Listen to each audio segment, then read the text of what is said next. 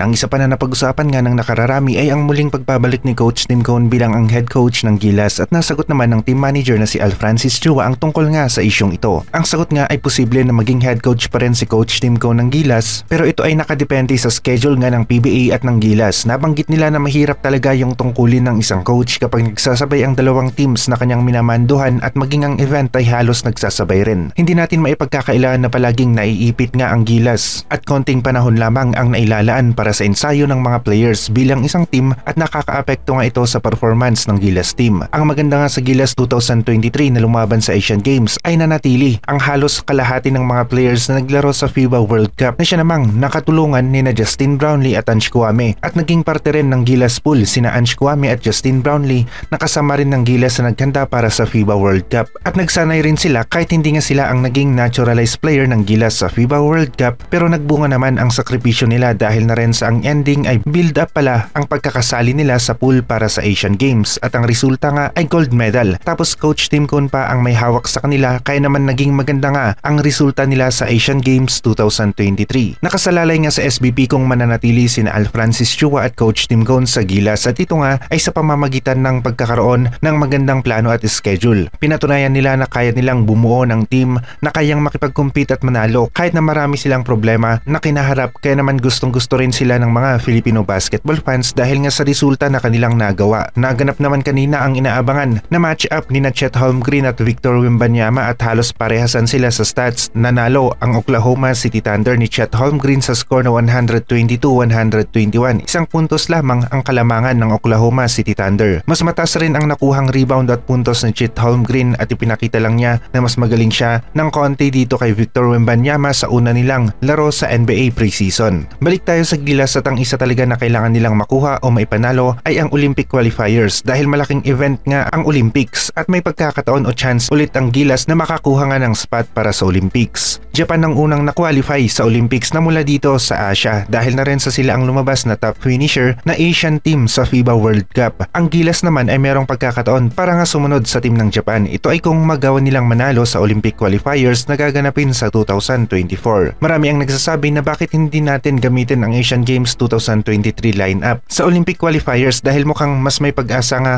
tayo kung ito ang gagamitin natin dahil na rin sa mga veterano na ang mga players natin at kayang-kaya nila ang matinding pisikalan. May chance ang Gilas na manalo sa Olympic qualifiers kung magagawa ulit ng Gilas na makuha ang tamang timpla ng mga players, coaches at staff na kanilang kukunin. Bukas naman ang laro ng Talk 'N Text laban sa Chiba Jets at isa ito sa inaabangan rin ng mga Filipino basketball fans lalong-lalo na nga yung match-up ni na Jason Castro at ni Yuki Togashi. Maglalaro rin dito si Rondae Hollis Jefferson at Quincy Miller ang mga imports ng Talk 'N Text. Susubukan nga nilang makabawi mula sa hindi magandang performance ng Talk 'N Text noong last season sa East Asia Super League at may pag-asa ngayon ng Talk 'N Text dahil na rin sa bigatin rin ang kanilang import at may mga magagaling rin silang mga guards. Yun nga lang ay nakikita natin na kukulangin ang Talk 'N Text ng isang malakas na sentro talagang magbibigay sa kanila ng lakas sa loob ng paint. Asa ngayon ang Talk 'N Text sa kanilang firepower o yung lakas nila sa opensa kaya asahan natin na ang panlaban ng Talk 'N Text ay ang kanilang lakas sa opensa at yung accuracy nila sa shooting. Mahihirapan sila ng konti sa loob ng paint dahil dito kay Mooney ng Chiba Jets at wala silang pangtapat na sentro nga sa kanya at sa accuracy ng mga tira ng Talk 'N Text sila aasa. Nagiging maganda naman ang improvement ni Kay Soto sa kanyang rehab at conditioning at ilang linggo na lang ay magbabalik na nga ito sa paglalaro para sa team ng Hiroshima Dragonflies. Hindi nga nakapaglaro si Kay dahil sa kanyang injury at nasa recovery stage pa lamang siya pero inaasahan na babalik ito na 100%